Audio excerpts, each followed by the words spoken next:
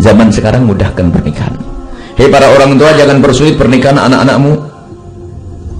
Mempersulit pernikahan anak-anaknya termasuk maksiat di zaman sekarang, dosa. Kadang orang tua mikir, kamu kuliah dulu nak, anaknya sudah kuliah, sambil kuliah syahwatnya bangkit terus sehingga dia tidak bisa menahan syahwatnya, sehingga dia mau minta kepada orang tuanya tidak berani lagi karena malu, akhirnya melanjutkan kuliah, dapat sarjana ekonomi plus pezina, bapaknya masuk neraka duluan. Menikah sambil sekolah nggak ada masalah. Menikah yang penting halal, bersih, selamat, mulia. Urusan biaya sederhana, BSS bayar sendiri-sendiri. Saya dulu kuliah, sambil kuliah nikah bayar SPSS. Istri dapat kiriman, saya dapat kiriman sendiri, BSS bayar sendiri-sendiri sampai 6 tahun lebih, bayar sendiri-sendiri, aman aja.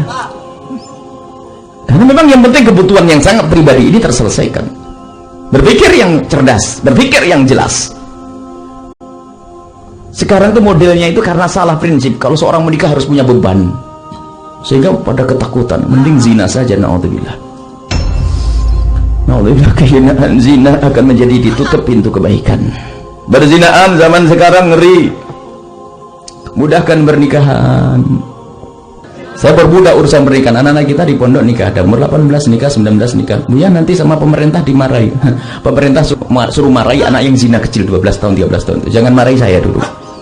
Bahkan kadang-kadang orang tua yang punya kecukupan masih disusahkan anaknya. Kamu harus punya pegangan dulu nak, kamu belum mandiri. Sementara syahwat datang setiap saat.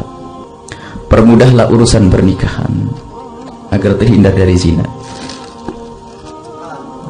Buka pintu halal. Menikah dengan memilih lebih mudah, lebih bagus daripada terpaksa harus menikah karena hamil. Naudzubillah.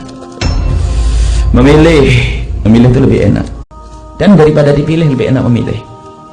Kalau dipilih kadang-kadang dipilih, tapi kalau memilih makanya memilih. Ada orang soleh, pilih. Hilangkan budaya pacaran. Nikah yes, pacaran oh hebat.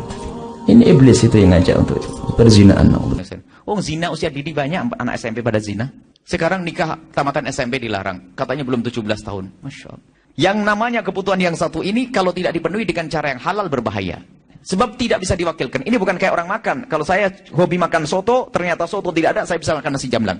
Tapi yang satu ini lihat, makanya seorang tua yang melarang, merepotkan anaknya menikah, dia masuk neraka sebelum anaknya. Karena ini kebutuhan yang tidak diwakilkan. Bapaknya pun tidak bisa menyelesaikan, ibunya tidak bisa. Sama kalau misalnya kita punya seorang bapak yang masih butuh kepada pernikahan, ibu meninggal, maka jangan sampai melarang bapak menikah. Karena apa?